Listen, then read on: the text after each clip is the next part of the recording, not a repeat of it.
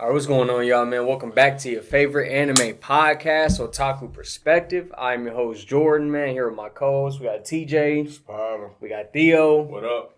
Man, this week we're talking about Hellsing. Man, last week we reviewed It Invaded. Man, if you haven't seen that video, go watch it. And this week, man, is Theo's week to decide what we watching next. So, for our thoughts on the original Hellsing and to see what we review next week, man, stay tuned.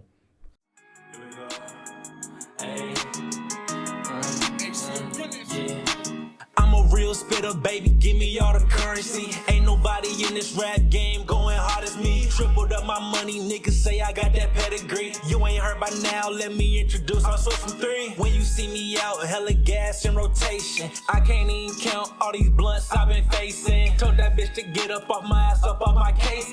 This ain't even that, why you switching up the play? Like I won't pull up and dick you down and skirt off, take a race. Why you tryna check me, girl, you know that ain't your place. I've been working, I've been rolling, I'm so sorry for the wait. I've been living in the studio, like that's where I stay. Alright, let's get into some facts. Hellsing, original 2001, Studio Gonzo. The My Anime List score is a 7.49. 13 episodes. For voice actors, it just got the English. Alucard, of course, the legendary Crispin Freeman. Saris, Catherine Gray. And we're not going to do the JP because I'm not allowing that on this podcast. It's dub only. It's one of those must dub type shows. Must watch dub. Sure. All right. So, and then to episode 1, I got the Hellsing organization is tasked with killing a vampire in the town of Cheddar. After the D11 Special Forces unit is unsuccessful, or after the D11 Special Unit Force is unsuccessful. Meanwhile, Saris and a team of her unit finds herself surrounded by an army of her undead co-workers. After running into the church for safety, the vampire that her team had been tasked with killing appears and Alucard swoops in to save the day? Question mark? What do you guys have for this first episode? I thought this first episode was pretty good. Like I seen Hellsing Ultimate, so I was just the whole time really just kind of comparing the differences and whatnot. And I mean, pretty much starts the same way.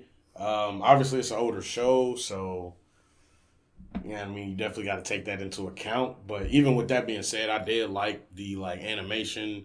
Obviously, like the character designs, like just Alucard's character design is just hella iconic.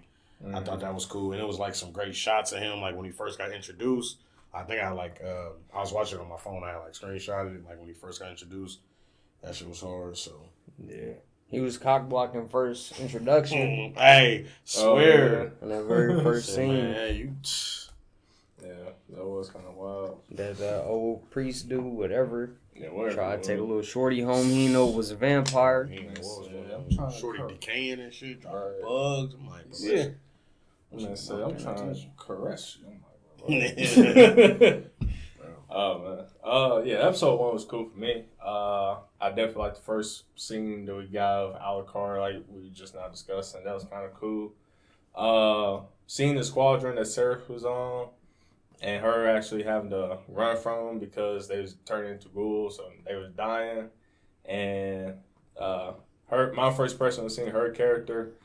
Me kind of knowing Ultimate, like the characters and how they were. So I was kind of intrigued how she actually turned into a vampire, and seeing how Alucard pretty much gave her the options, like, hey, you can be one if you want to. If not, I mean, you could just die as human.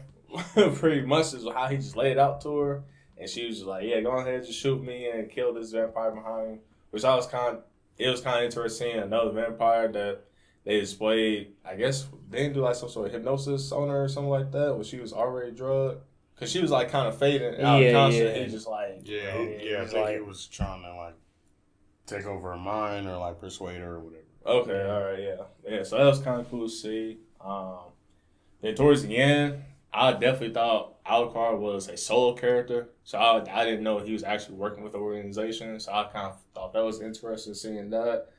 And and him announcing his abilities, unlocking certain stages of it. I didn't know if that was whether he does it every time or is that he's asked permission from higher ups to release his ability. So I didn't know how the relationship was from there. Other than that, that was cool. I definitely love the opening in the show, 100%. And the ending is cool. I know T put in the chat that he loves the ending. Ending's all right. I will say towards the end would say shiny. Yeah, okay. I get you on that one now, but it's still cool though. Yeah, like that. I'm trying not to like consistently compare and contrast, but I did like the a little difference they had in this one. Ceres actually meets Alucard like before he saves her, which in Hellsing she doesn't see Alucard until like he comes to the church. Right. But in here it's like they had a scene where she sees him before that and she shoots him and then runs off. I thought that was funny because I did not remember that scene because it wasn't in Ultimate, and it's been a while since I watched this version of it. But yeah, other than that, interesting. I enjoyed this first episode. It was pretty much what I expected. Just remembering how the first episode in Ultimate went, with the exception of like the very first scene that we had like touched on. Right. But other than that, it was pretty 1-to-1. Okay. All right. I got anything else for 1? No. All right, episode 2, I got Ceres tries to get used to life at the Hellsing organization as they track down a vampire couple. What you guys got? 2. For this episode, I will say I did enjoy it. I like how Alucard was definitely like talking a lot, which I feel like is way different from Ultimate. Like I said, I haven't seen it in a while, so I don't know like how much weight that statement really holds because I can't really remember. But I just feel like in this show, like especially in this episode, like him confronting the couple and like talking to him, I thought that was really cool. And I had also had written down like I thought it was interesting how he kind of was basically like getting on them, you know what I mean, and kind of like like diminishing them, like bro, y'all killing, you know what I mean, for no reason, like y'all just killing for the fun of it, y'all not like really trying to train or learn about what y'all really are. And so then it kind of made me feel like, okay, so he operates more with like a warrior code almost. So I thought that was cool. But yeah, that's pretty much it. Yeah, I definitely agree with you on that one. He pretty much gave him just a little talk down. It's like, you guys get off on this, like I don't get that's not a true way of a vampire, stuff like that.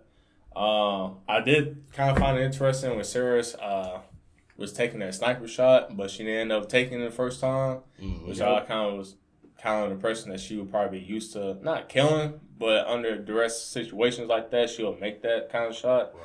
So after she kind of just got that, not a little scolding or nothing like that, but it was kind of interesting in that part of her because I figured she'll probably have a way different characteristic after turning to a vampire. I thought it was fried that their coffin, it actually retracts underground. Even though Walter just said, like, you don't want me in sunlight, so we got a coffin for it that retracts underground, which I kind of figured she'll just have curtains, something hanging up just to block it. But that was kind of a cool thing to see. I definitely like the color choices they do sometimes with it happened throughout the show. You would see Alucard activate his abilities and the background turn red. I definitely like that. That's really nice to see that. And also was questioning, does she retain her humanity because she didn't take that first shot, or she just not have the urge to kill? Because obviously she's going to have the option future or whenever to drink blood. So I was also curious, would she actually do that, or when would she succumb to that instinct? And yeah, the other thing I like to point out was the couple scene, because I then picked up on it after. I did pick up on him. I watched through, and then the second one, and I was like, when I first watched it, I'm like, all right, I'm just watching. The second one, I'm like, all right, let me see real quick. I'm like, pointing dead body, but I'm like, oh, that's wild. That scene right there is crazy. Yeah, that scene was. I'm talking about that hot tour. Probably was a crazy experience, man. But to show me is crazy. To show the audience that was crazy. Yeah, that's what I'm saying. Yeah, love this episode. I like how in this version we get to see like some of the like just regular soldiers and stuff that work for Hellsing and Ultimate. We don't like really meet any of them at all. Right. Mhm. So in this one, getting to see like Sarah's literally getting like acclimated to their forces and meeting some of like the higher ups in the forces. Mhm. The attention to detail in this episode was good. We had a scene where like she burned her finger trying to touch like the bullets. Obviously, the bullets have been like blessed with like crosses. As you talked about, that scene always sticks out to me, even in like Ultimate, where she doesn't need the scope to like see the female vampire just like 100 yards away or whatever. Right. But no, I just think just like a great overall episode, another good episode. You ready for 3? Yeah. Yep. All right. I got the Hellsing organization is tasked with taking down a vampire that is reanimated after his chip was taken out, but things don't go quite as planned when Alexander Anderson shows up. Yeah. When I first seen him, I've only known him by the abridged episodes I seen. Yeah. I didn't know how much he's gonna be in the show because I definitely love him in the abridged, but I have seen one episode that was just a regular Ultimate. And I was like, okay, he's definitely badass. If he's in this all the way through, I'll definitely love his character for sure. But yeah, episode 3 was cool. I was questioning if this show gonna be about politics and religion or just turf wars, because once he came on the scene, pretty much Integra was not pleased about that. Hearing that the church had sent him over. I like the soundtrack in the show all the way through from episode 1 to the end. I love the OSTs and all that. I definitely thought that fight scene with Alucard and Alexander was kind of cool seeing that. Or even just in the hallway when he first showed up and she just pretty much just folded as soon as he showed up and just put the work on him. But yeah, I think that's pretty much about it. Yeah, that's pretty much about it. All right. I say for episode 3, I enjoyed this episode. I thought it was cool. I always felt like the concept of like Alexander Anderson was kind of cool, like a extreme, I guess, like basically kind of like an opposite of Alucard, where you know what I mean. He's like supposed to be like this super strong demonic force, but I guess to see like the opposite spectrum of that, like somebody who's super powerful with like, I guess what would be like holy, was kind of cool. Like him putting up the prayers to like, I guess like create a barrier so they couldn't leave and different stuff like that. I thought that was cool. And like it was pretty cool to see him still being like ruthless. Like even like I think he had like killed like a regular Hellsing soldier, like a regular dude. Yeah. You feel me on the scene? Like you would think he would be like stand down or get out the way, but to see him just like off him, I was like, damn, he's not playing. He was edgy. Yeah, but I thought that was cool, and I was pretty interested to see how like Anders and their organization would play out. Just, you know what I mean? Just from what I know from like Ultimate and even like how they framed it in this show, with it being kind of like how you said, like they have like territories, obviously with them coming from, think like they said the Vatican, so like in Italy basically. Yeah. So, but with them basically doing the same thing, like fighting vampires and supernatural stuff. Right. So yeah, I was interested to see like, you know what I mean, if they would try to like, I don't know, encroach on their territory or just different, you know what I mean, like how basically what you said, like if we would see them more and what kind of part they would play. Yeah. This is a good episode. It was kind of like a first half, second half, because of the they focused a lot on like the chips and the artificial vampires, and they do the whole autopsy where they like figure out like What is basically how they're turning these people into vampires. And then the guy, I guess he had like a friend or something that he was drawn to or whatever, because he like reanimates even after the chip is taken out. Then they show up on the scene, and the fight is really different from in Hellsing. The one in Hellsing is a little longer, and they like cut off Alucard's head, and he has like this epic scene where he comes back. But I like this one. It was a lot shorter. They play into again like more of the soldiers of Hellsing, because we see Integra get really pissed off that, you know, Alexander killed like this captain that Sarah's was working with. We still see like Sarah struggling with becoming a vampire. She like not drinking the blood. So she really doesn't get to fight Alexander because she's very weak at this point. But yeah, I like this episode. And then we see, instead of like Sarah's like an ultimate getting pinned against the wall and basically getting like threatened by Alexander in this version, when she comes in, she just like ends everything. Like, stop fighting, get your ass out of here. Go back to where you we already got rid of the fucking vampire that was the problem, because they basically in a position of like, we got this, we can handle this shit. Right. We don't know why like the queen or whatever or whoever is like sending in the Iscariot organization, like, oh, this is too much for Hellsing. They can't like properly deal with the situation. Like, but they like, we don't need no fucking backup. We got it. Right. Get the fuck out of my country. Right. But yeah, that's what I have for 3. Already 4. All right. I got Hellsing hires a new commander who ends up being behind a snuff film operation and is trying to expose the existence of the Hellsing organization to the world. This is an interesting episode. Yeah. I personally will say I did not see like that kind of plot twist coming, as far as like with Stedler, like, you know what I mean, being a part of the operation and everything like that. That definitely caught me off guard.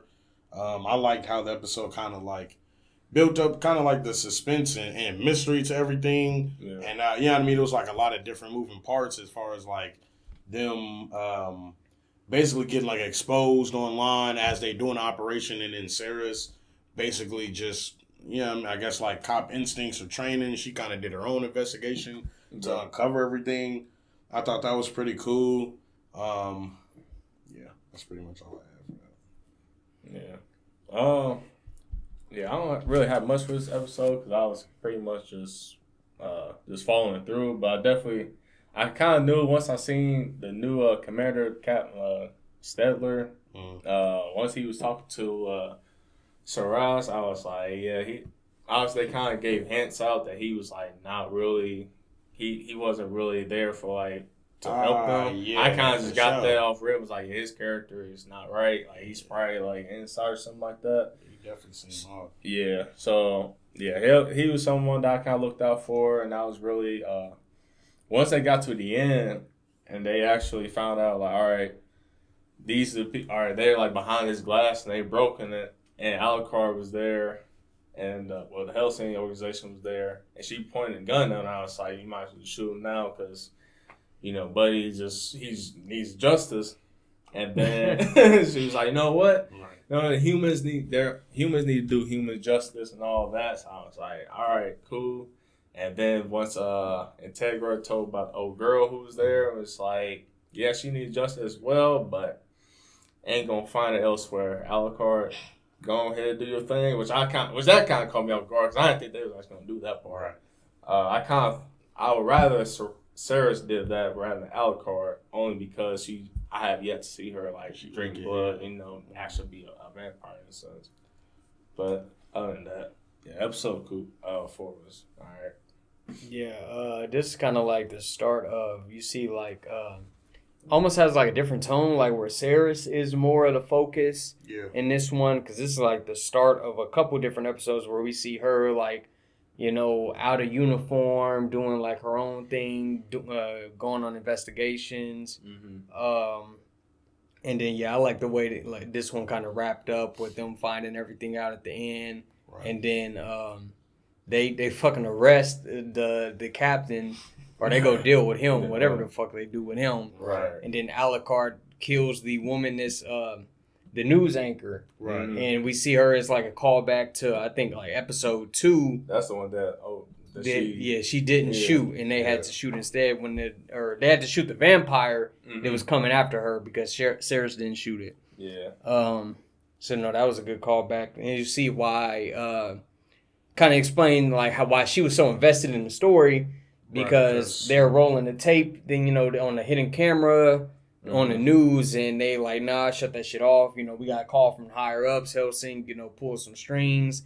They want to get that shit off the air. Right. Or basically somebody has set up their organization to where I guess they like planted a bunch of ghouls in the safe house, and they put on some cameras, and it was like, now you see these soldiers with like Hellsing patch and shit, right? Going and annihilating all these ghouls, and obviously the viewing public, they don't know what the fuck the ghouls are, so they think they just like in there killing people for no reason. But no, it was a good episode. I like this. I like these kind of the scenes and the parts of episodes where we see Sarah's like doing shit that is really just focused on her. And I was also curious who's actually the MC of the show, which I kind of figured it was going to be her, I think, because we are getting a lot of her perspective at certain points and seeing some of her character development throughout the show. But we also get hints of seeing Integra on screen a lot. Like she has her showcases on a few episodes.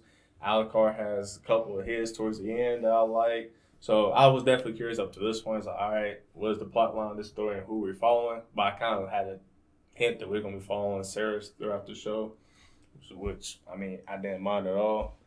I didn't have a problem with it at all. It was just, when I seen that she turned to a vampire episode 1, I didn't think it was going to happen that quickly. I thought it would probably happen like somewhere later on episodes before the season was over with. So... yeah, and doing, like I said before, like last episode, I like in these first 4 episodes specifically, like us seeing her really like struggle with that, and it really like builds more to her character because she is like really just like this pure nice girl that's working, you know, for the police, and then we see her like struggling to drink the blood. She's like flushing the blood down the toilet and shit, and she's like, so she's not automatically just like a heartless, ruthless, badass. That you know, we really see a lot more so in Hellsing. This really kind of has like her more mellow side. More mellow side, okay. Yeah. Yeah, her at like the end of Ultimate is like almost unrecognizable from the series we get in this version. Damn. Okay, cause that's the one I thought we'd probably be getting in this one. Yeah. That's why I was under the impression of man, what's going on. Like, she do turn into like a demon. Yeah. And then good comeuppance for the fucking sergeant, because we see him in this episode. He's like kind of a dickhead. He's like saying shit to Sarah's. And oh yeah, I had that written down. I'm like, you sexually harassing a supernatural creature. Bro, this nigga knows no bounds. Yeah, they trying to like purposely make him an unlikable character. Yeah. All right. Y'all ready for 5? Yeah. All right. I got Alucard and Ceres get new toys while Luke and Jan Valentine begin to make their move. Meanwhile, Sir Integra calls a roundtable meeting with London's elites after an MI5 agent is killed. I really like this version's like introduction to Jan and Luke, where we see them in the nightclub and stuff. As to like Ultimate, like we don't see them until literally they pull up to Hellsing headquarters and they bust in. This one does, I think, a way better job of like introducing us to them, their personality. I get the scene where the guy tries to come into the club and he's got the car and he's like, "Hey, I got the secret card, make me a vampire." He's like, "Bro, that was a fucking trick." Right. You know, come to find out, dude was a cop. But no, that was my favorite part of this episode. Just them seeing them in that setting and getting introduced to them like that instead of just instantly, oh, these are just like some fucking bad guys that are breaking into Hellsing headquarters. Okay, so would you consider that this Hellsing gives a good amount of background information on these characters rather than Ultimate? To an extent, yeah. Like I do, there are some things I feel like, especially in these like first 7 episodes, that they take more time with and do better than Ultimate. Just like kind of rushes like to the point. Okay. Because Ultimate does, you know, more stuff on the back end, so they kind of like to their, you know, they feel like, I guess if you're watching this one, you probably watch the original, so we don't need to spend as much time with like doing things scene for scene because you already seen it. Right. Okay. So I can't really blame them for like that really not being their focus per se, but this is just, you know, part of the pros of watching the original. You get like stuff like this is on that front end that are a little bit more fleshed out. Right. Okay. Yeah, I definitely enjoyed this episode. Just like what George said with that scene, I definitely like that scene right there because I was under the impression that it was a real car, like he's actually trying to become a vampire, and it's like, yeah, nah, bro, we're really just gonna use you as a snack for the that's really what we're gonna use For you the vampire hoes. Man, straight up, That's man. right. Yeah, Vampire box. vampire bots. Yeah, I think between the two brothers, I definitely like. I don't know. I think I like Luke a little bit better than Jan. Throughout the time that we see them, I would say the. Wait, which one was which? Luke was the one in all white. like that fault Alucard. Yeah. Okay, yeah. I like him a little bit more than Jan, especially towards the scene when the dude entered the mansion, just a little bit more. But yeah, this episode is pretty good for the information that we're getting on those two right there, and then the round table. I was interested in seeing, all right, the round table, is that going to show everyone from different districts, and we're going to see how they all work together in this like hidden organization. Right. For like we was talking about the previous episode, that they didn't want it all to be public knowledge, which I kind of figured I would think it would be public knowledge but at the same time I think about it as like, well, vampires, ghouls, you don't want that to like scare the public, so yeah, Right. you would work behind the scenes and create cover-ups for that.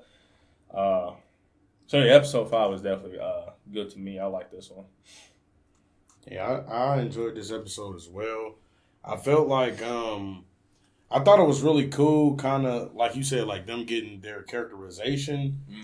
Because like I didn't even know that.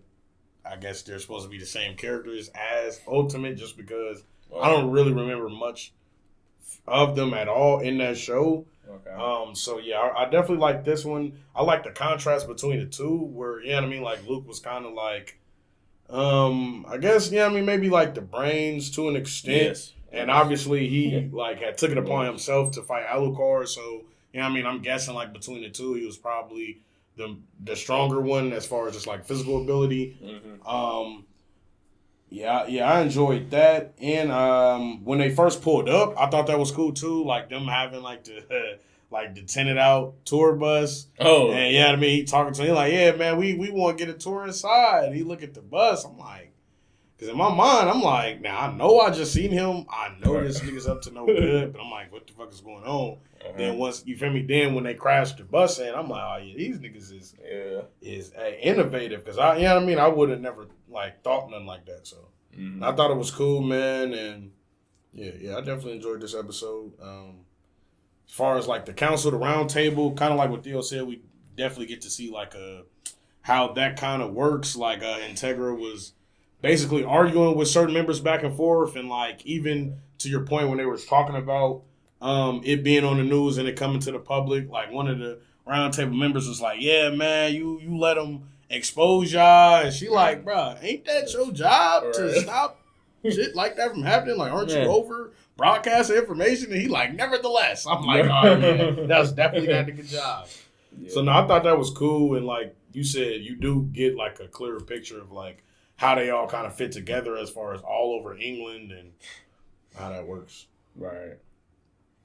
Yeah, I always liked this episode in both versions. Action-packed episode. Like I said, I like the stuff that they added in the beginning to kind of like flesh out these two characters, and then we really get a sense that they have all the momentum in the back half of this episode. They bust in. We got Jan on the phone talking shit to the round table members. Right. Oh, yeah. The fucking ghouls are like overrunning basically all of the Hellsing's armed forces, while the big guns is chilling in the fucking basement. Like, yeah, and they're trying to make their way up to where Jan and everyone is. So that was always fun to see. But we did see a little bit of action with Walter in this one, right? Or was that or is that beginning of the next it one? might be the back half of this one or like the beginning of next. But we see the I think it was even another point up into this where Alucard kind of hinted. He was like, "Oh, the angel of death about to come out." So hey, dust off the old. Okay. And I was like, Sarah's like, hating her fucking gun in both versions, but even again in this one, it's funny. She's like, "What the fuck is this?" Like, and I like her line in this one. Is like, "I'm a strong girl, but I don't know if I'm that strong." What this fat ass gun? What is this shit? Right. You see Alucard get this new black pistol. I get this. What is this? Cannon. Oh yeah, that was. Yeah, What the fuck? My man Walter brought that up to him. I was like, damn. So I got y'all new toys, man.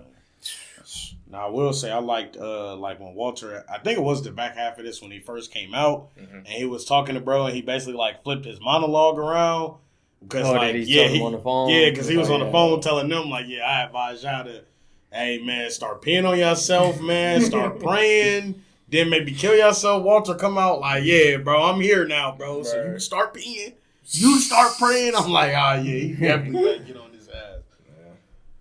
Walter the truth, man. Walter the GOAT, man. All right. Next episode was this 6. Yeah. All right. I got after invading the Hellsing HQ, Jan and Luke are quickly defeated once Alucard, Walter, and Ceres join the fight. Oh man.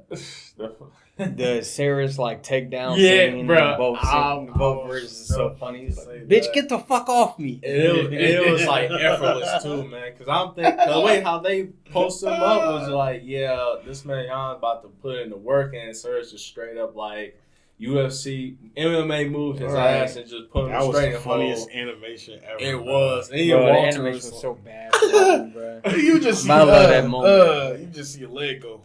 I'm like, no way, bro. Yeah, that was Friday, and Walter was like, "I see you got your move still for your police officer." Okay, yeah, that was Friday. Me seeing that one, and then cause I noted down the fight with Luke and Alucard. I'm like, Alucard put in effortless work on him too, which I thought was Friday because Buddy definitely blasted off both his legs, got the crawl. I'm like, bro, that fight is literally like 1-to-1 with Ultimate. Just this version just has worse animation. But I was surprised to see how like the fights, like the both moves, like first them shooting each other in the head at the very beginning to start it off, like damn near the fight's damn near 1-to-1.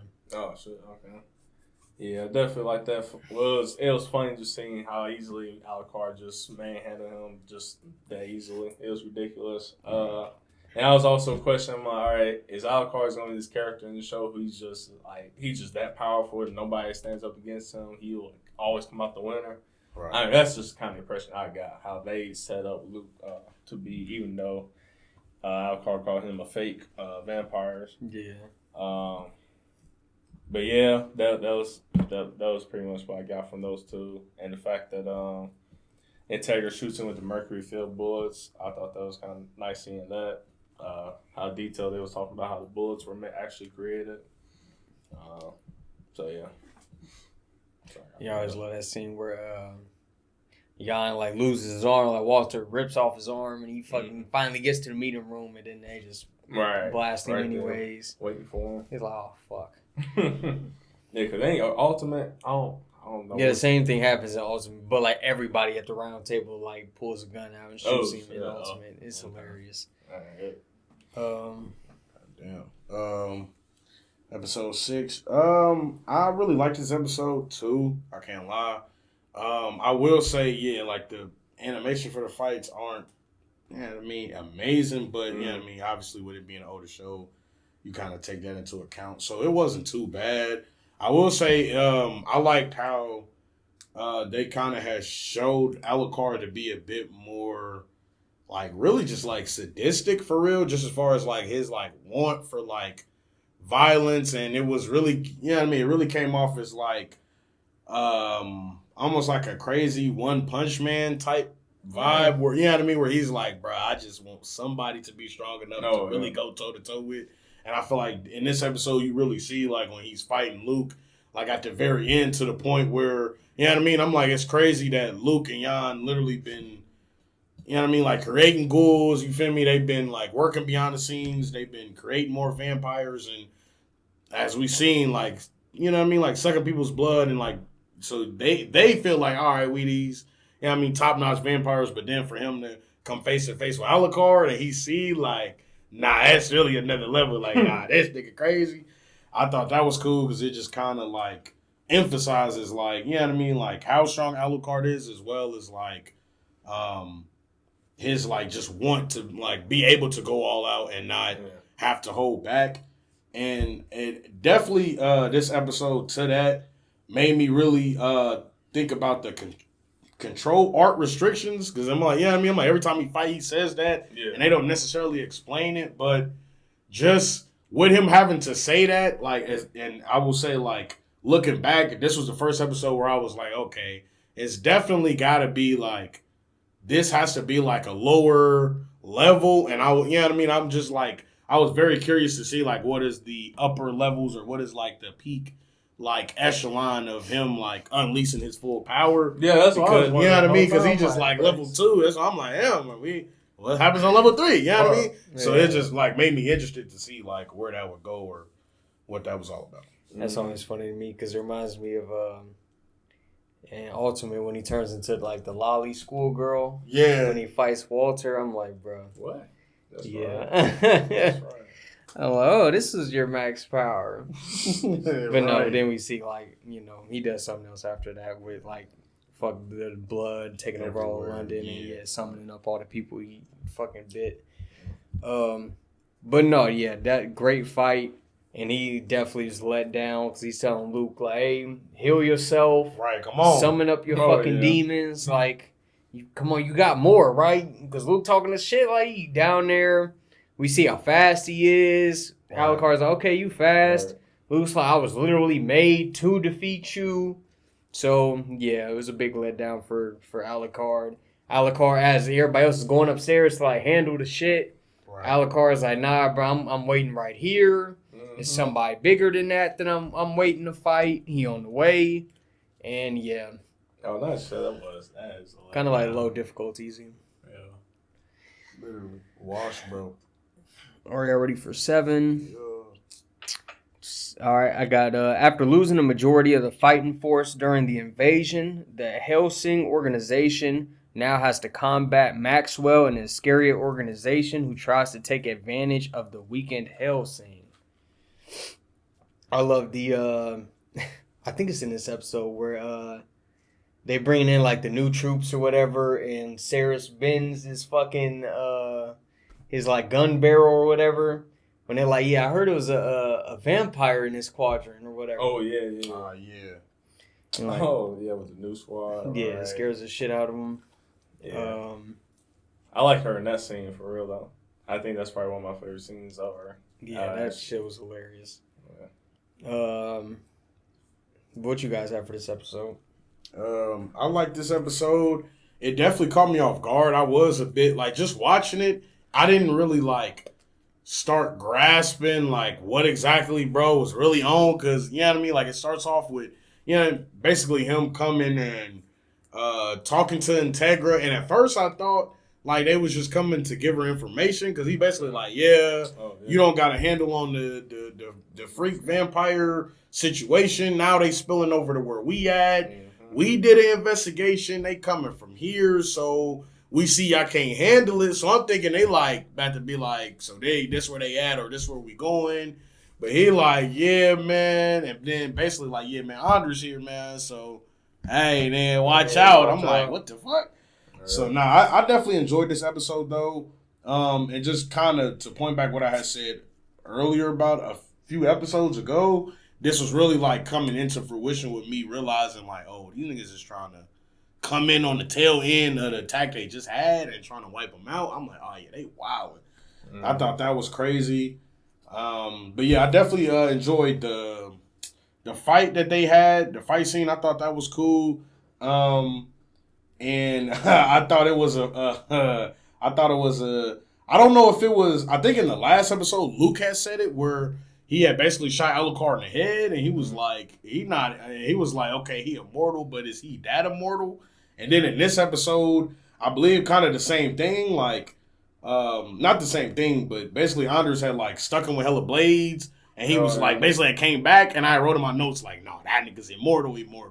Like, I just thought that was hilarious to see like the extent of his powers, and really like, kind of like what you said, Theo, where it's like, something to happen to him, and you'll be like, oh, this is it. And time again, they're like, no, bro, Alucard is just okay. He's just fine. He's coming back.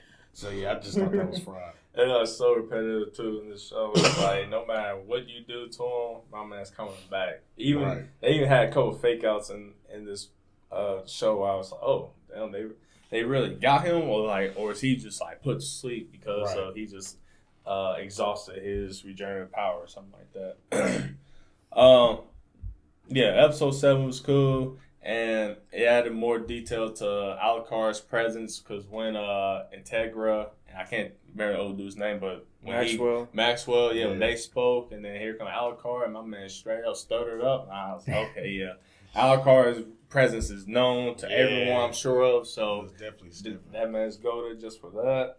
I do like the fight scene with Alexander and him towards the end. Because I'm pretty sure in this episode, Alucard shoots the bullet in Alex's head, right? Yeah.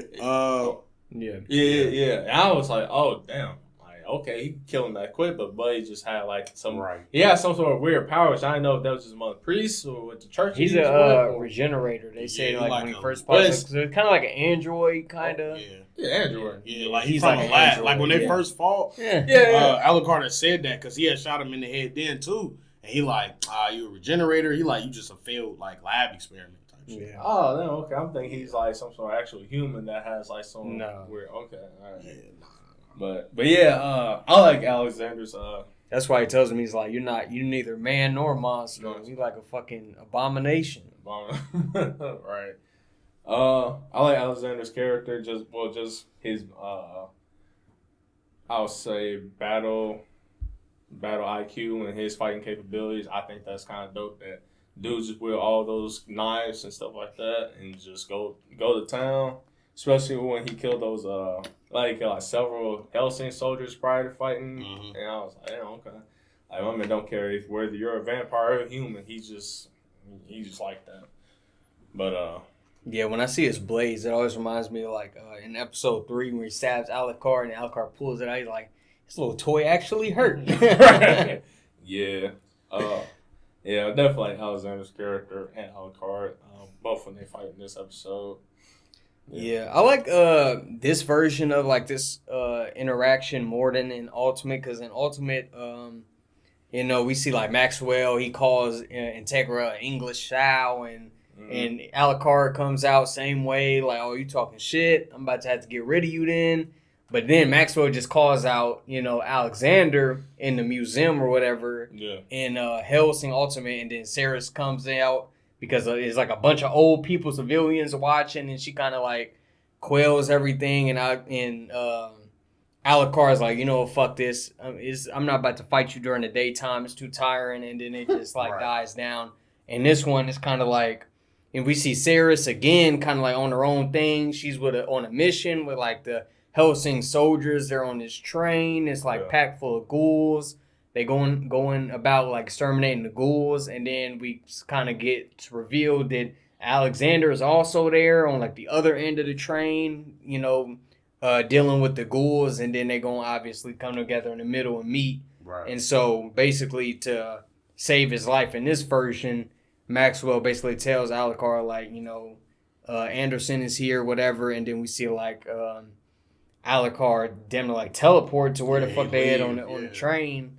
Yeah. Oh, yeah. I like that scene because I think it was after he had called her a sour or whatever. Like Alucard comes out, he like, hey, you disrespect my master, I don't think I can let you leave here alive type shit. Yeah. And that's when he like, hey, Anders here, bro. Right. You probably got bigger fish to fry, I hope type shit. Yeah. Nah, that was hilarious though. He definitely was hoping that was enough to get bro to teleport away. Yeah, and then kind of the same, kind of was set up with the fight as in Ultimate, but in Ultimate it happens like in episode 3 in like the hallway, where we see, Alucard just bullshitting around. He gets his head cut off. Ceres runs away with his head, and Ceres thinks he's dead. Either the audience is kind of like tricked in thinking like he's dead or like he's dealt major damage. Right. When really it's like a ploy to get Ceres to drink the blood to think that he's dead. Because in Ultimate, he like, when he revives, he like turns into one bat at first, and we see him like fly by Sarah's, and he's like, "Why didn't you just drink the blood, you idiot?" And this one's similar, where like his head like turns into blood and he just forms again. And I think he had said something like similar to her about drinking his blood or trying to get her to basically to power up, and obviously she doesn't, and he just revives and fights Anderson again, but this time a little different because he has the jackal. So yeah, he ends up I think making Alexander retreat in this episode. Yeah, I think he like bit his arms off or something. Yeah.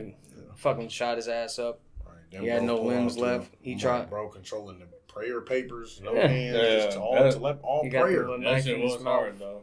Right, I'm like, here you go, okay. That's the ultimate man of God. Yeah, literally. And part of me was thinking, I was like, all right, this show will be like Armageddon type shit, just because of that. Are you ready for 7? Or was it 7? Which one? No, that was 7. 7? All right, so 8. All right. I got, after returning to her childhood home, Saris runs into an old friend of her father's who takes her to talk to a vampire named Helena about who could possibly be behind the artificial vampires. Mm-hmm.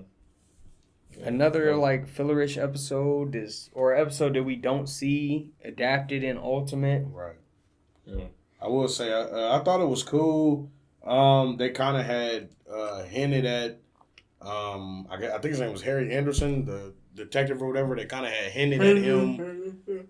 Yeah, they kind of had hinted at him being some type of friend or relation to her father. But they don't really touch upon that much. I like Helena. I think she was a cool kind of representation of like just other vampires in this world, because up until now we only seen like the freaks and Alucard and Saris. So it was kind of cool. We kind of get like a backstory of, not a backstory, but just information about her as far as like her being one of the vampires that are like, I guess not as like flashy or like really violent, like they're not causing havoc or whatever, and they kind of, like move differently and don't like draw a lot of attention or whatever. Right. And I thought it was interesting how she has said off the rip, she like, yeah, bro, whoever making these chips is not from England, even though we not one group, because basically Anderson like, man, I know y'all got like a group, like a committee. She like, bro, we don't got no committee, we ain't got no cabal, but I don't know nobody that would be doing no shit like this. Like, this got to be somebody else. Mm-hmm. So I like this episode. I guess it just kind of like was building that intrigue for real, like just surrounding the chips and like what's really going on and who could be behind them, who's producing them. Because up until this point, we still don't know. And I thought it was kind of funny how Integra was kind of set on like, I don't really want to investigate shit. I don't really care. Like, I don't care where the chips are coming from. I don't care who's making them. I don't care if they making $1 million a second, bro. I'm just killing the vampires, and that's it. I thought that was fried because it seemed kind of counterintuitive. You know what I mean? Like, I don't know. Like, I would think like you would want to get to the bottom of this. You know what I mean? Like maybe nip it in the bud, maybe get to the source or whatever the case may be. But yeah, she didn't want to do that. Yeah.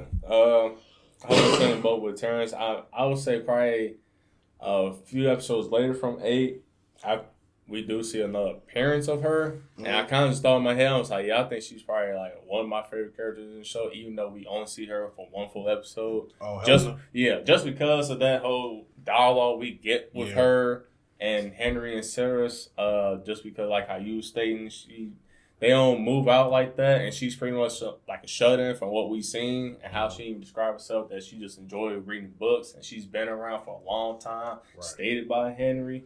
But even then, she was just like, yeah, these control freaks with these chips, we don't know who they are, but yeah, they a problem. They're going to be disturbing our lives, and we got to do something about it. So, I mean, I did like her character, just from that scene all together.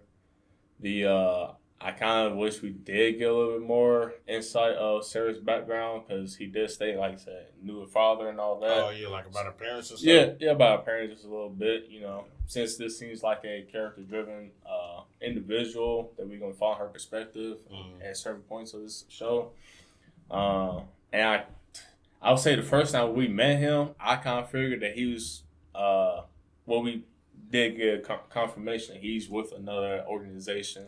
So I kind of was like, the first time seeing was like, all right, is he gonna like trail her and try and get her like wrapped up and snub her or something like that? But given the fact that he showed up to her apartment, definitely caught me by surprise, and just how that whole scene kind of played out, that he actually knew her father, and they kind of just like, settled their differences in a way, even though she really was the only one that had an issue with him. But yeah, this episode was kind of cool. I definitely kind of got caught off guard at the end when the car blew up and he died. I was like, oh, I'm like, damn, for real? Like, that's crazy, bro. He didn't even last at all. He didn't even get like 20 feet. They was just riding in the car the whole time. Whoa, so I'm like, somebody had to watch this. I'm like, so who's spying on the whole time? Yeah. But yeah, that was probably the one thing that show that caught me off guard was his death.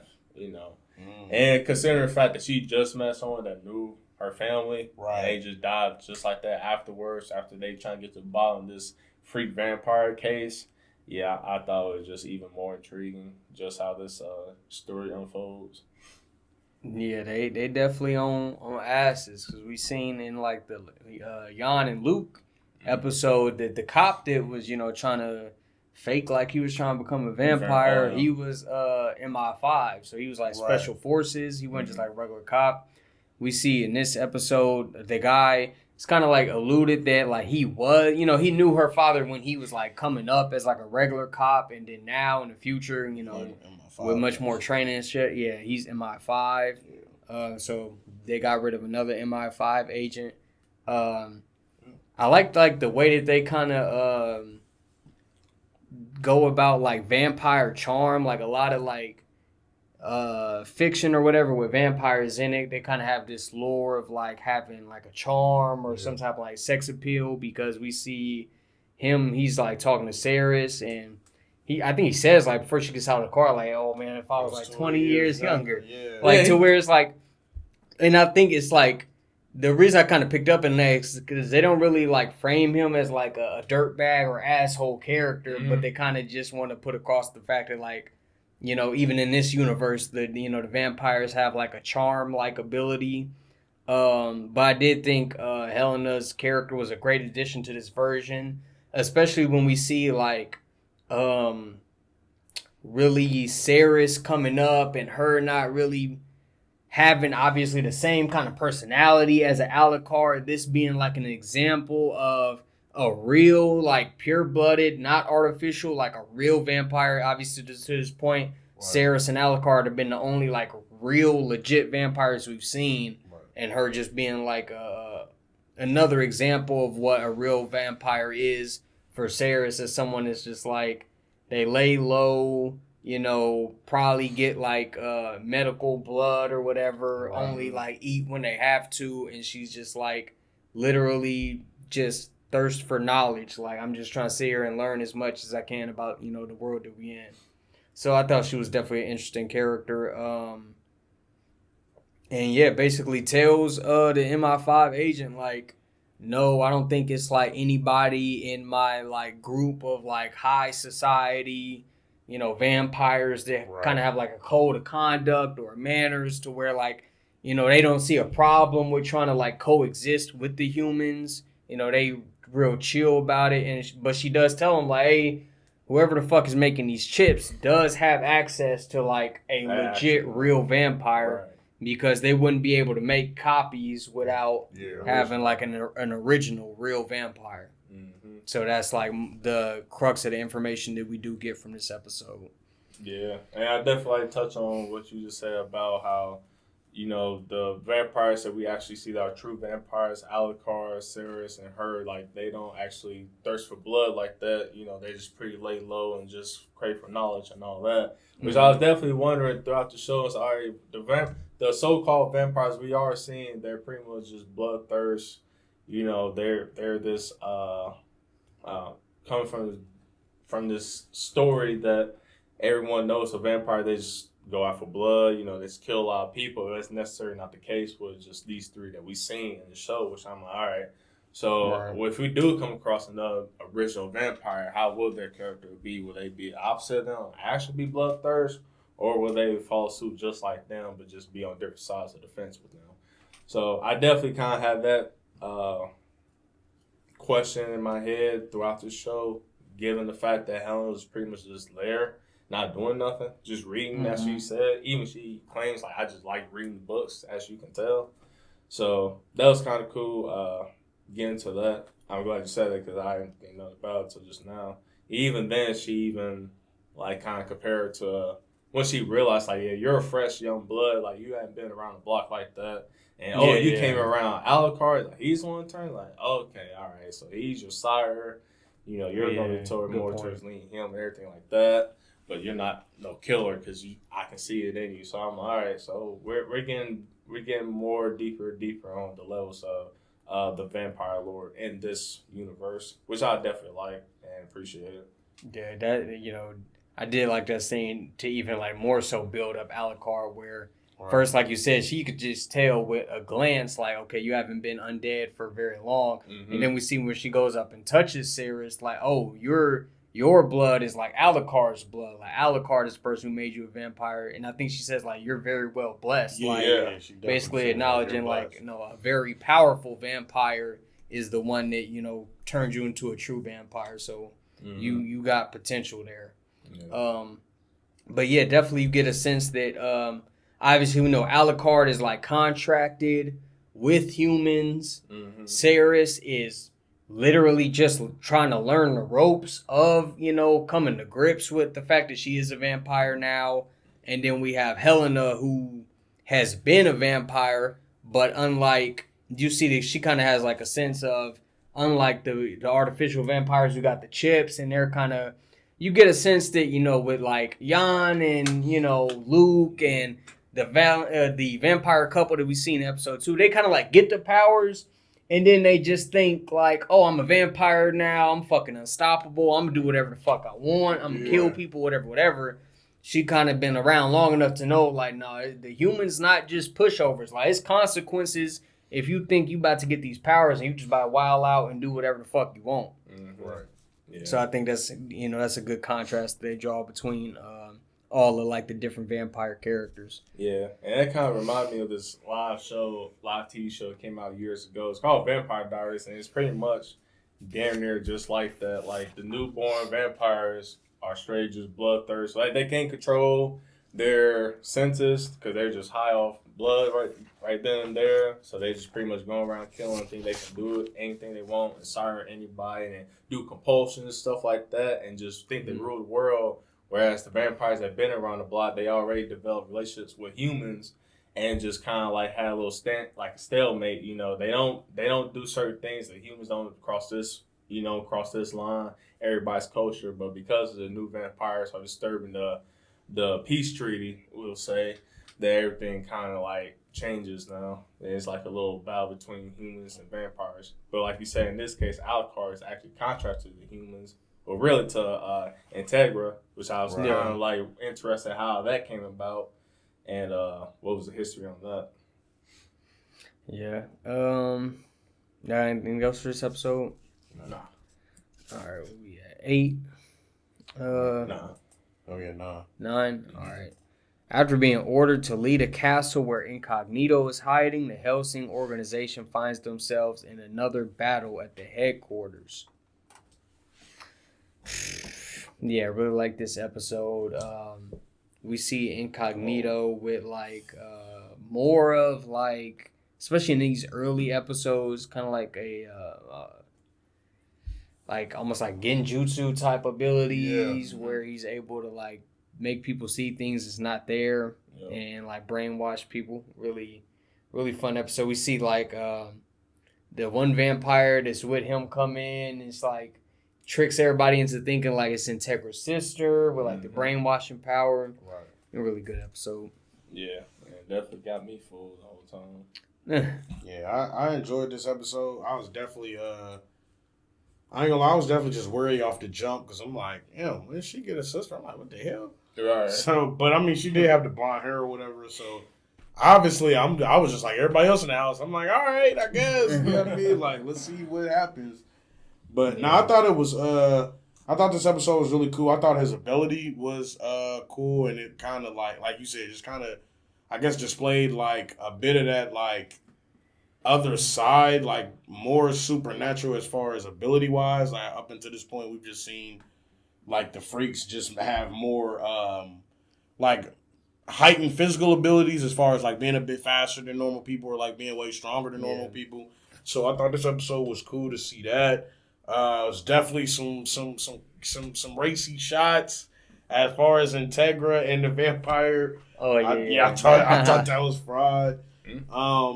And to see like Walter kind of turn because you know what I mean, just coming from Ultimate, I'm expecting this, but you know what I mean. I didn't expect it to be part of like a ruse, this level or whatever. I thought he was really just a turncoat. I'm like, now he want to show his hand. Yeah. So but I thought that was cool. Them kind of going at it and them finally. And I believe like Incognito was kind of like, I believe he had a fight with Alucard. He was kind of just like buying time or whatever, just like whooshing around. And then he like, yeah, we way different. And he like, what you mean? He like, yeah, cause man, I got a human master, nigga. You might lose yours. I was like, oh yeah, he's on dirt. I thought that was fried. Just them kind of like. Yeah, I mean, having this kind of grandiose plan to draw Alucard away just to give time. You know what I mean? To take out Integra, I thought that was cool. Mm-hmm. Yeah, I think it was early this episode, late last episode, but they actually showed Incognito like on the edge of a cliff or whatever, and then Alucard is like, he's like, hold on, man. There's somebody out there that I just sense the presence of that's going to that's just going to scratch my itch, man. Oh, yeah, I think this was like the end of the episode before this. Okay, yeah. It was like somebody strong as hell. Yeah, and I was definitely impressed. All right, so this is the actual vampire we're going to come up against. And how strong is he against Alucard? We see what he's been doing to people so far. Right. But, yeah, this episode was cool. And like I said, I was definitely tripped out because I wasn't under the impression that everybody was under hypnosis. I thought it was her actual sister. Right. And when I kind of like changed my thought once I seen Walter was pretty much had Sarah subdued. Now it's okay, he ain't all right. Something else is going on here though. But yeah, this episode was cool. It was like a little joyride, seeing how everything plays out. The meeting with Alucard and Incognito was actually kind of fried because I didn't know how the relationship with Alucard and Integra was. Like, yeah, he serves them and had a contract, but I didn't understand like how in depth their relationship really was. And once I seen his reaction, it was like, yeah, your master is about to got. And then I seen him kind of flipped out. So I'm like, okay, so they go way, way back. And I don't know if he has like some sort of love interest in her or not, or maybe it was just like family relation. I had no idea how that kind of played out, but that was something that caught my eye once I saw his reaction. But yeah, everything was kind of like a joyride from here, episode 9. Then we see like other people, squads in the castle was getting turned into monsters as well as by the unknown group. Yeah, beginning of this episode, I really like, I haven't touched on it yet, but kind of like the communication we get. I feel like we get a lot more in this version between Alucard and Ceres with like the telekinesis abilities or whatever. Yeah. Where we see like her in the castle at the beginning, and she can kind of almost see Incognito, even though he's like trying to hide himself. Right. And she can sort of sense his presence. And Alucard is like, yeah, you kind of growing strong, like you got good intuition. Right. But yeah, it was weird to see like, because to an extent, Alucard kind of is like omnipresent. We see like multiple instances of him being aware of stuff that's like not necessarily going on right next to him. Yeah. So for him to be caught off guard like that was surprising. Definitely a good fight, or you assume it's going to be a good fight between, him and Incognito boiling up. We see Incognito has like the grenade launcher in this episode. Yeah, that was kind of fried, man. Arm just shape-shifting. Yeah. I love Walter's face in this episode when Sarah's is like, they're sisters, but they don't look anything alike. And then fucking Walter just like makes a face at her, and she's like, well, I guess with elite families, stuff like that does happen. But yeah, kind of like to what you guys said. By the time like he's actually like trying to fight Saris, he's like, oh, nobody can interrupt Sir Integra right now. Yeah. You kind of get a feeling like, oh, okay, everything is not really as it seems to be. Right. And then as you see, obviously her start to attack Saris. He is definitely obviously apparent, and then obviously you say like the racy scenes, like they like take your time killing her or whatever. Right. And I like the little piece of like Hellsing lore we get where Integra kind of alludes to like they killing like a former vampire or something that was like related. Oh yeah. She said it. She was like, y'all killed my, you know what I mean? She was like, y'all Hellsing dogs killed my whole. Yeah, she was like related to Carmilla. Yeah. So yeah, that was definitely interesting. But no, that's about what I have for this episode. And then obviously the scene at the end where after she's infected with the blood, she just like fucking cuts her throat to like let the blood out or whatever, the infected blood. Yeah, that part was kind of crazy to me because I did not expect that at all. Like I was like, damn, bitch, like, why did you just like cut yourself like that? Like, you be all right. So just for clarification, so was she better? Like, was it like poisonous, or she just that one vampire? Like, well, yeah, she just didn't want to turn into like a vampire or a ghoul. Well, basically, she was like, I'm gonna suck your blood. Then she was like, I'm going to give you my blood, but I'm not going to give you enough to turn you into a vampire, so you just going to be a fucking ghoul. Right. And then, basically, I guess she was like, nigga, I'm not finna be no ghoul, nigga. Yeah. Okay. Which is crazy. I was like, okay, she's standing on business for real. Man, that's what I'm saying. I was like, oh, damn, okay, so is she going to die off right here? Or is this going to be like some sort of a rescue mission for Alucard where he actually, like, turns her? Or if she gets turned at that? Mm-hmm. Yeah, I think... And there's also like an aspect of it to where like it has to be like virgin blood or something, because I know they allude to like her being a virgin in this episode, and then in episode 1, the priest like alludes to Saris being a virgin. So I don't know if like in the lore or whatever that plays a role. I would assume it does. Yeah. I will say like I thought that was the case as far as just like being able to turn into like a pure vampire, and I know like in Ultimate, I know that was a point that like the first priest or whatever had made that point when he first grabbed Saris in Ultimate was like, oh yeah, you a virgin, so you could be a actual vampire and not just a ghoul type shit. Okay, yeah. So, yeah. But I don't know if that goes to like a lot of vampire lore or how that works. I have no idea. Gotcha. All right, ready for the next one. So 10. All right. We got, as Integra recovers from her wounds, a flashback shows us how she became someone worthy of being Alucard's master. Little backstory episode. What you guys think of this one? I liked that episode. It was pretty cool. Once it started playing, I kind of like knew what to expect to a certain extent. But now it was pretty cool. It was interesting to see... I guess to see like Integra's like her courage and her resolve as far as like, you know what I mean, like using the ventilator shafts and like running away and not just, you know what I mean, like, oh, they trying to kill me, but she like started actually like going into action trying to defend herself and stuff.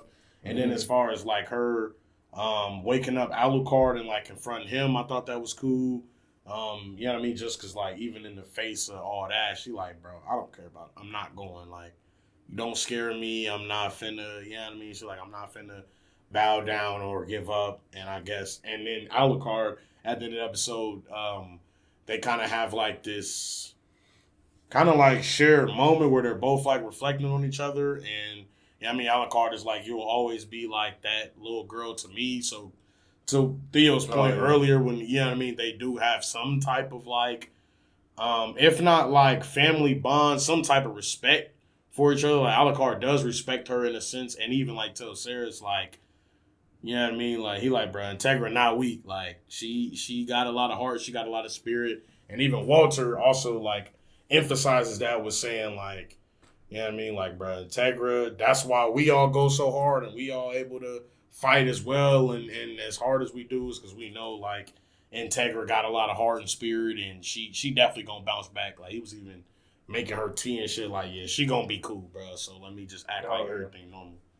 So yeah, I thought it was cool, man. Definitely gave her a bit more characterization as far as just her. Yeah, I mean, like a talk. Yeah, I mean, like somebody just barking orders, but like you really kind of get a foundation for like, okay, yeah, I mean, like okay, this is why she's so like hard on the council board, and yeah, I mean, this is why she not backing down to nobody, and this is why she's so like courageous and stuff. Yeah, we see like the scenes with her and her father early on. That she was kind of like shaped into like the person that she is today. That her father kind of like took her, you know, from an early age and was like, you know, training her in you gonna run the family business. Right. Yeah. You know, vampires it's not nothing to fuck with. You know, they're very powerful, and basically giving her like a good amount of like respect or like fear for the vampires. Like basically like don't underestimate them type shit. Yeah. You guys pretty much said what I was thinking of this episode. I do like the whole family drama thing that had going on with her father was passing, and then she was gonna be the next in line of the organization, but then the brother didn't like that, and the fact that my man wanted to assassinate her was kind of crazy to me. Like T was saying, she was up in events, just listening, and I'm like, damn, like what's she gonna do now? So. The fact that they couldn't find her, she ended up right there at the door at Alucard, which I kind of thought was interesting that all she had to do was touch the door and kind of had like a hunch, like who's in there, just didn't know who exactly. I thought that was kind of cool because that just kind of get more presence of like Alucard's, you know, power or just his ability can just leak out, you know what I'm saying, which is even more badass about him. But, and then I really liked the scene where we see how long he's been watching Integra, where like he's like locked up in the basement, starved, like he hadn't had any blood in he said like 20 years. Right. But we see like in that very first scene where like she wakes up like, oh, I'm late for like her meeting or whatever with her father, and she gets up and runs off. We see Alucard like in her little like dresser mirror. We see like his eyes or his essence in the mirror, and we see like damn, like even like damn near on low battery or whatever, he's still got enough power to do all this and that, and we see like really get a feel for how long he's been observing things in the Hellsing organization. Right. Yeah. It was just another detail about Alucard's character. I like the scene with Alucard. He pretty much kills the bodyguards and gives Integra the opportunity to not avenge her father, but kill her uncle, you know, just because he's about to assassinate her. Yeah, I feel like that was kind of like a prove your resolve type scene, like from Alucard's perspective. Yeah. Because the whole time, you know, up to this point, we didn't mention this, but there's a few times where he'll talk to Integra and he'll pretty much question like her. Like not her authority, but just like her mindset and like what, like you said, her resolve. Like throughout the show, it's like, all right, like, you're not gonna fall off, are you? Because at this point, we're going in too deep for you to be doing all that. But the whole dream aspect of this episode with her, you know, with her life literally on the line, and like how T was saying. Alucard knowing that she's gonna pull through. You know, Walter's like we're gonna wait for her arrival when she comes back out of surgery, which I definitely thought it was interesting seeing how they was actually doing surgery, and that whole notion was kind of cool. But I definitely like that. And I was kind of thinking in my head, I'm like, all right, is this a cop out or is not a cop out of Alucard being within her dream and helping her boost up her morale? Because she is in a vegetable state right now, and her life depends on the success of the surgery, and she's actually gonna come back to consciousness, which I was kind of thinking of. Yep. Got anything else for this one? No, not for real. All right. Next one I got after multiple terrorist attacks forced the Queen to leave Buckingham Palace, Sir Integra prepares to meet her at the Hellsing HQ. Meanwhile, Ceres has a chance encounter with Incognito while trying to visit Helena. Oh, yeah. Fuck Incognito, bro. My man killed Helena. So I thought it was kind of crazy that seeing her that when he explains like, yeah, I consumed her and all that, and she and Ceres was in there looking for her, but then you still see Helena like fighting like within them, which I thought was pretty dope, and I was definitely rooting for her to like break free from that, but obviously he just like decapitated her by part of his body, which is kind of crazy to me. But I was damn for sure thinking he's gonna kill Ceres right there and not walk away. Right. You know, I kind of figured he would just kill her right then and there, but I guess not. You know, but again, I like Helena because of this conversation she's having with Ceres, pretty much. And then we get a nice little light of her, like with her full body color. Like you see that she got teal blue hair, she got her skin color back. I definitely like that. It's almost as if she was like free at last from this curse of being a vampire, and just telling Ceres about, you know, living even though you are a vampire, but don't change who you are, kind of thing.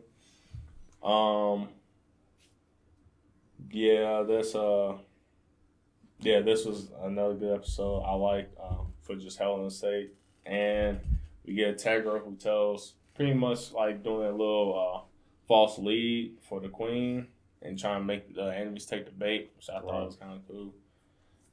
Seeing that, because I feel like it's at this point we're gonna have like a little big mashup between Alucard and Incognito with the rest of the freak vamps leading into this episode.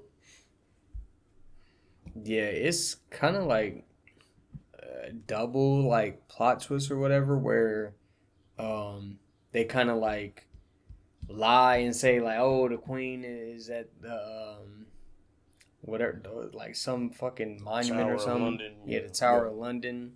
And then they say, oh, like, oh yeah, the, you know, whatever organization is behind the, you know, the fake vampires. They sent ghouls there. They fell for the trap, and then come to find out, the fucking organization or somebody like, again, is trying to put Hellsing into like a bad spotlight in like the public perception, because they end up in a situation where like, okay, the ghouls are in there, Hellsing's there trying to take out the ghouls, but then the London military shows up and they think like, oh, they in there like killing civilians, so now they're trying to like tear through the fucking Hellsing organization. So it's crazy. It's like they get third party basically. Yeah, I might say basically, but round table board or whatever literally like sends the army in the third party. Yeah, and we see like the Queen ordered it, so it's like, is the Queen in on it, or has the Queen been compromised to an extent? Right. Really weird. Yeah, Queen wasn't going. She like, man. Yeah, I thought that was interesting too. Like when the Secret Service agents had showed up at the end, it was like, yeah, man, the Queen not coming. She said stand strong. I'm like, damn. So she basically told niggas, hey, man, I don't know what's going on. Hope to see you on the other side, man. So I thought that was fried. And I thought it was interesting that, like, up until this point, we haven't seen the Queen at all. And I believe, like, in Ultimate, I think we had seen her at least, like, once or twice in the show. So I just thought that was interesting. We see her when she talks to Alucard. They have Oh, like yeah. a round table meeting. Oh damn. Alucard's at the round table meeting at Ultimate. Yeah, they have like a meeting with like the higher ups, and with the Queen there, and Alucard talks to the Queen, and you kind of get a sense that like they had like, you know, they've had a relationship before. She's at least seen Alucard before, being like one of the elites. Mm-hmm. Yeah, because Alucard like she like makes a comment talking about how much older she's gotten, because she's like old lady. And Alucard is like, no, you know, you still always just as beautiful as the first time I met you, whatever. But yeah. There was something else I wanted to say about this episode. Oh, I really liked the outfits, like for Integra, the little like thing that she wears on her head Yeah. when she's about to meet the queen. Yeah, I thought that And was then tough. we see again. I really like Sarah's outfit in this episode. She gets a couple like casual outfits in this show. Mhm. This is definitely one of my favorites. And then I think didn't she drink like some of Helena's blood in this episode at the end? I Like could be right getting after confused. they Like when she incognito? dies. No. Okay. Well, actually, I don't think so. I don't think she does. All right. Well, did y'all have anything else for this one? Nah. All right. Next one I got. Hellsing is framed as a terrorist organization in the public eye as Saris and Alucard begin their final fights. Saris's fight was interesting. Bro, who she Definitely. fighting? She fighting the man back. The little naked dude. Oh yeah, Out of nowhere. That was whack. And I was mad about that fight scene because like he had her pinned down, but I'm thinking if only you drank some blood, your ass will probably been scrapped them. But I mean, Right. But she's talking about sheer will that's over being. So I was like, okay, that's cool, I guess. Bill's character. Yeah, I really like in this episode, them leading like the charge into the castle, get Alucard and Alucard like talking to this one like sergeant, and you get a sense that like they had a prior relationship or whatever. They knew each other. Yeah. Before he dies. Yeah, before he died, right? And it was crazy because he got shot in the stomach. Yeah. Yeah, I'm like, damn, man. And Alucard like finishes him off, puts his hat over his head. Again, another character detail, Alucard. Yeah, Vampire like that. Yeah, I like that. I see. Like that scene was just badass with them two like charging in together. What else for this episode? Saris's fight, it was okay. It was cool. I didn't think I would say I did take note that the Freak vampires were like crazy strong because they were just like taking out soldiers like one by one. We see them like straight up yanking soldiers from the ground into the trees, just decapitate them easily like it ain't nothing. So I'm like, all right, so who's gonna take care of all these vampires? Because it has to be just Alucard and Saris, but she's in that fight, so I was like, damn, okay. That kind of caught me off guard because I didn't think this was gonna be like the way how they was animated. There's then running like ninjas, like damn near the middle. And I just seen how they was fighting. I'm like, okay, that's kind of cool. Yeah, I love when like after what's the old dude who gets sniped in the head? General, whatever. Yeah. She like Ferguson, yeah. Ferguson. After Ferguson died, she like hops in the fucking little military vehicle, pops out, fucking change of clothes and the big ass sniper gun. Bro. Yeah, I thought that was fried. I was like, damn, she had an outfit ready to go and load out, ready to shoot. Okay. Round one of Alucard's fight was interesting. Him running out of bullets to me is so fried because you like never see that in Ultimate. He's like, yeah, you're out of bullets. I'm like, bro, Alucard don't. First of all, you don't even need this fucking gun. That's one. No. Second of all, Alucard running out of bullets is nothing I ever heard of unless you're on Call of Duty. I'm like, what the fuck?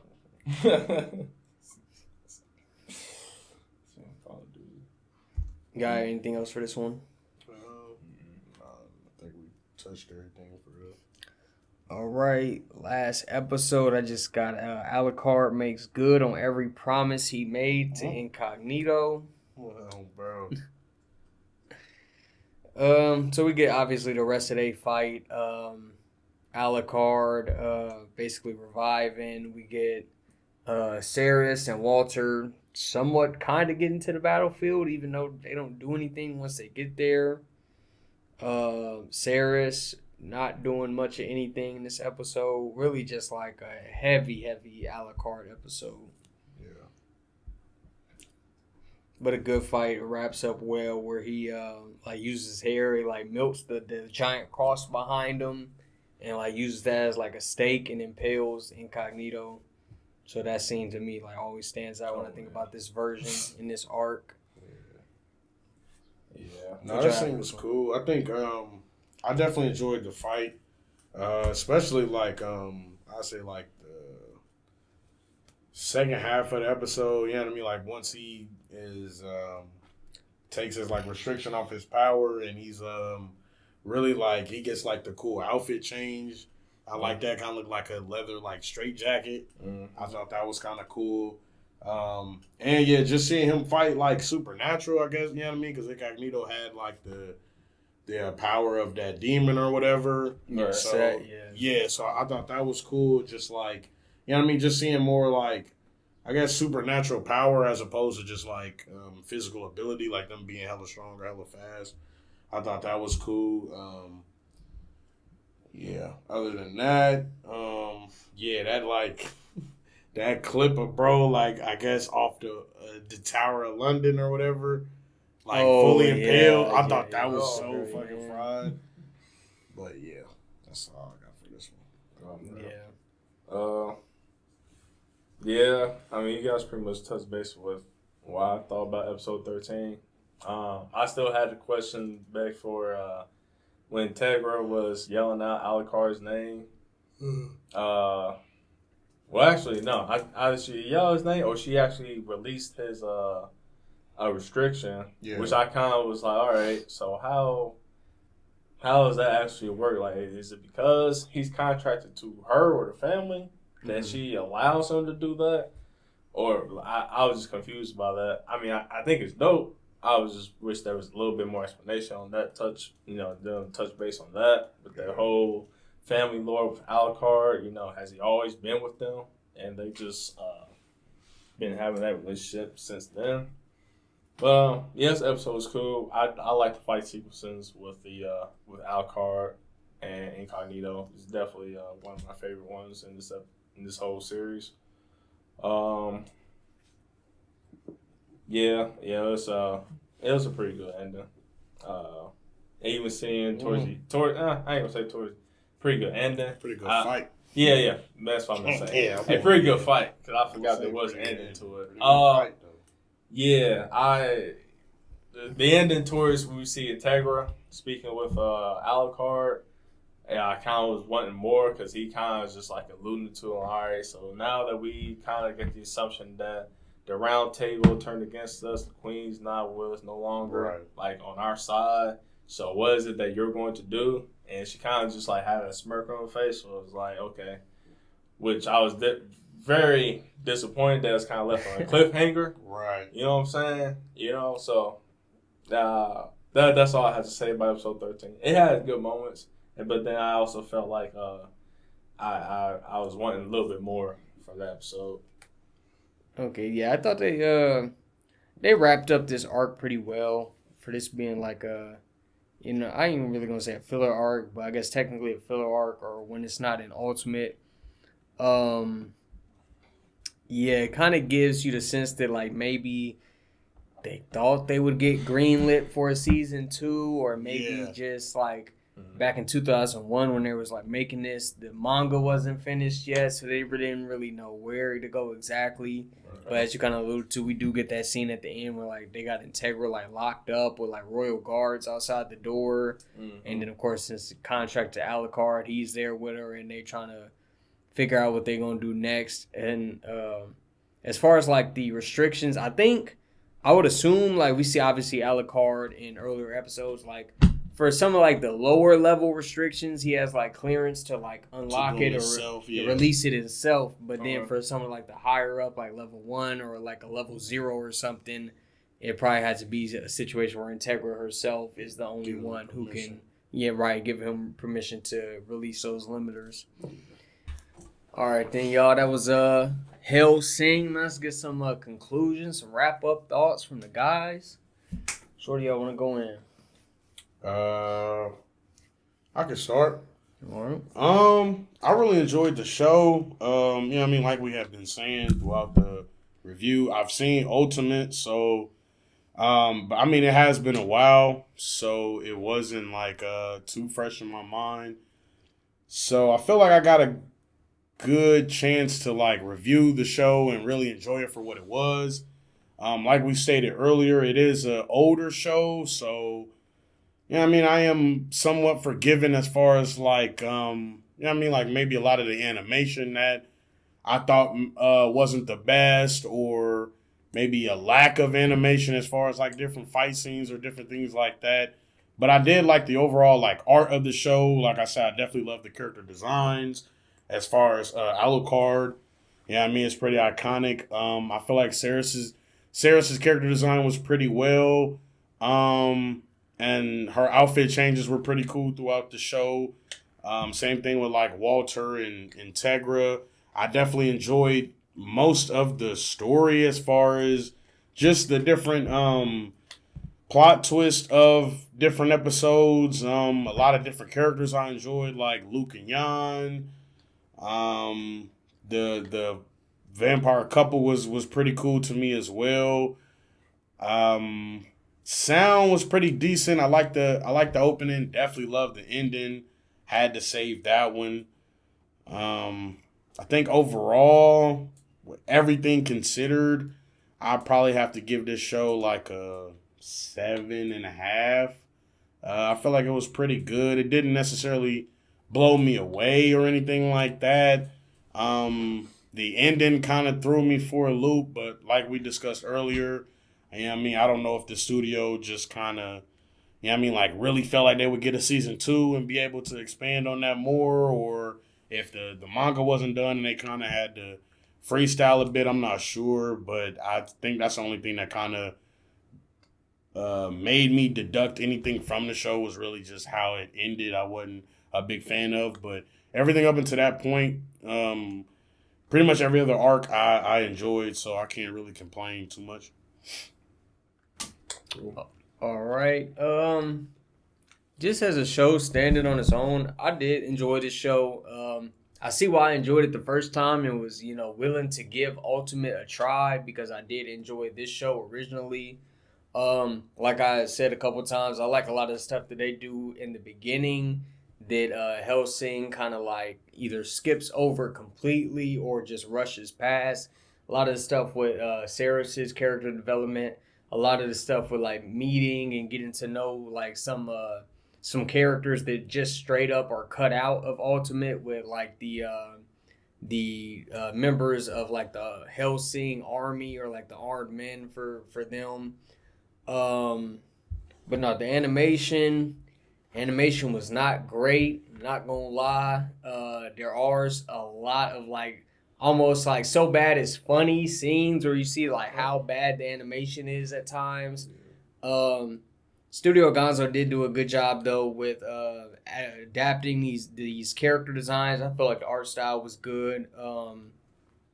I love both art styles. I actually prefer Saris in this one with like the blue jacket versus the yellow one that she has in Ultimate, but for both are great. Obviously with the Ultimate one being almost unique. Obviously before we got, Drifters, that anime, we had really never seen anything like the designs that we had in Ultimate. So yeah, the sound, I'm right there. I love the sound. Like I said last week, it was a shame that Ultimate didn't have an opening. This has a great opening, great ending. Even the OST, there were a couple of episodes where they had songs playing in the background that I really liked. The characters, I mean, I've always loved these characters. Alucard is one of my all-time favorite anime characters. I love my overpowered main characters, as I've said plenty of times on this podcast. So obviously, big points there for me with characters. The story is pretty entertaining. Just, the whole thing of them fighting vampires, using vampires. The story is definitely carried by the characters, where it's mostly just like, you get a little bit of stuff here and there, and then it's mostly like character interactions and action. But yeah, for what the story brings with, it being like set in old London and it being like more, I ain't gonna say a totally unique setting, because we've seen shows like a Black Butler or whatever it has been set in like Victorian era London, but definitely something different than like a Japanese high school or something. So I think overall I'll probably give this an 8. I definitely think Ultimate did a great job of, taking this and then just building upon it and going above and beyond. But for, just a fun little action show from 2001, I definitely did enjoy this show. Mostly care about the characters. Obviously, favorite character will probably be Alucard.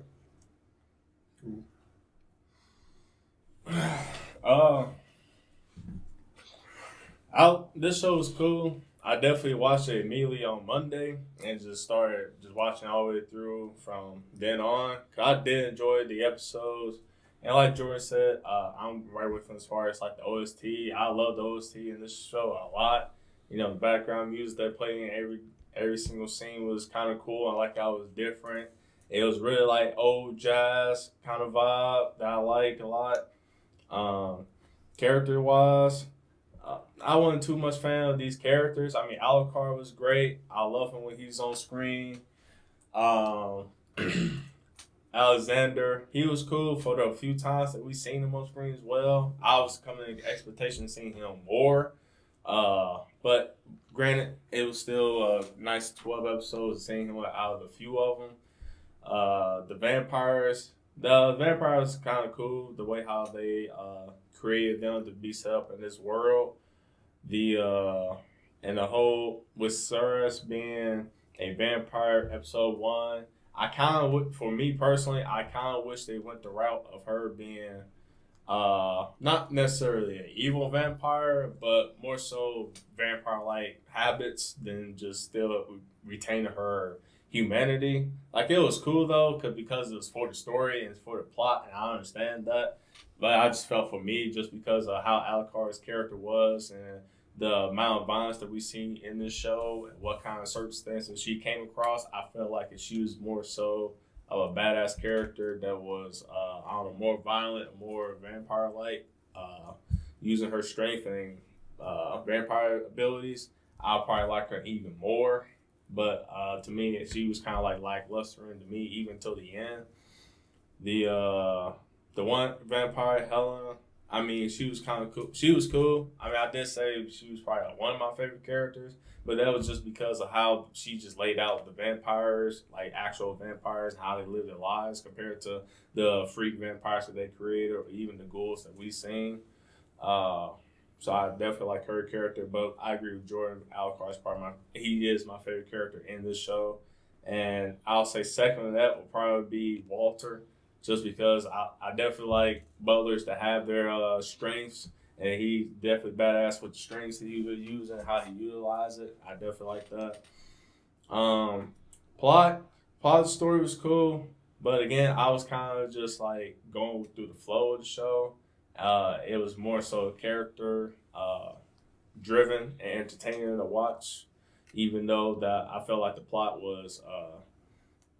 Towards the end of the series, they could have been done a little bit more. Maybe if they did a 24-episode series, I don't know.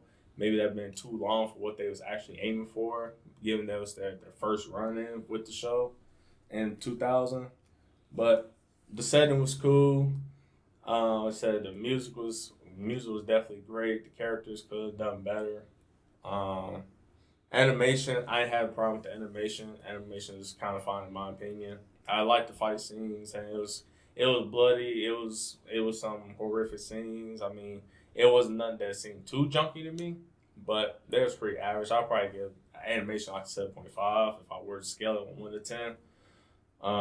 Overall, I definitely enjoyed the show based off the violence and fighting action that we got from the show and the characters, and like Jordan said, the OP character Alucard. I mean, he just carried it for me in my opinion. Even every fight he got into with a major enemy, he just obliterated him. So yeah, for me, just based off my enjoyment of the show, from everything I just stated, I'll just give it like a nice solid 7. All right. Oh, I did want to make one more point. Just like compare and contrast with this and Ultimate. I do like how they kind of toned it down a little bit on like the serious fan service in this version. Yeah. Not that, I'm like one of those like persons like real strict on fan service or anything, but I feel like a lot of the fan service with Ceres and Hellsing Ultimate was kind of in bad taste. It was kind of like rapey, so I did like this version kind of like toning down on that. Yeah. So I mean, her character design is enough. Yeah. You know what I mean? Like, she's attractive enough yet. Right.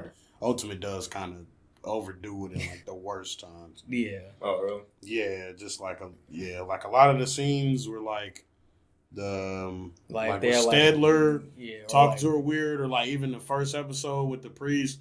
And Ultimate, it is a bit like it goes a bit far where you would look at it and be like, or even like in the Luke and Jan when like the ghouls all jump on her and shit. Yeah, it gets a bit. Oh Yeah. I don't even gotta say it. I do remember that. It gets a bit. Yeah, It was fried because in this series, when it did happen, I was like, all right, so what's going on? I didn't know what was going on. I was like, so what they finna do? Not like that, but it was just like. No, I ain't gonna lie. It definitely was like a fraud. I was looking at it like, come on, bro. 2001. Come on. I know y'all not about to go crazy. Yeah, you did kind of get out of that like, thank God. Yeah. Oh, sure. Yeah. Anyways, man, next week. Next week. Oh, man. Got for us, Yo. Bro. So we did our top 5 openings in this last week, and judging all of that, it was definitely one ending that just stuck out to me because I did not hear it before and know it was going down like that. But I don't know if this is going to sway my opinion. Now I thought about another show to this point, but I'm gonna say right now, it definitely swayed it just now because I heard about it from multiple people, and it sounds like a really good show. The anime we'll be watching next week is Samurai Champloo. It's one of the shows that I scroll past a lot. I just never gave it a chance, even though I've seen a couple episodes by it. Yeah. But yeah, I definitely picked Samurai Champloo for next week. Yeah, okay, yeah. But mad at that. from what I remember, you guys love Samurai Champloo when y'all first I watched ain't mad at all. Yeah, man, the GOAT, Shinichiro Watanabe, man. Just incredible resume, as we know. Cowboy Bebop, Space Dandy, the GOAT, Carolyn Tuesday. Oh, you did Carolyn too? And Samurai Champloo, man. So another, Shinichiro Watanabe, great show. Yeah, and again, this probably been like 10 years since I watched this, but It's been a little bit. it's definitely a vibe. Damn, okay. So this would be second watch for me. You? Honestly, it probably hasn't been that long since I've seen it.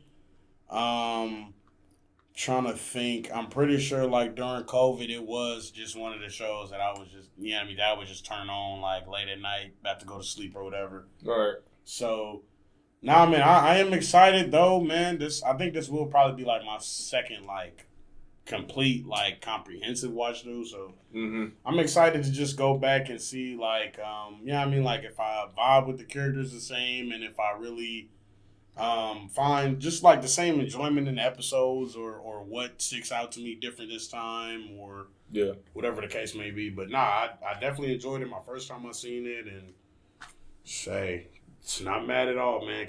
I'm excited to get into it. Oh yeah. All right, man. So that's our review of Hellsing 2001, man. What did we get right? What did we get wrong? Let us know down in the comments your thoughts. To catch us reviewing Samurai Champloo, man, check back here next week. Socials down in the description. Follow the Otaku Perspective channels on socials for any updates. Anything else needing to be said, man. Otaku Perspective out. Came from nothing, but it don't show. Ain't no telling how far I go. 'Cause where I'm from, you don't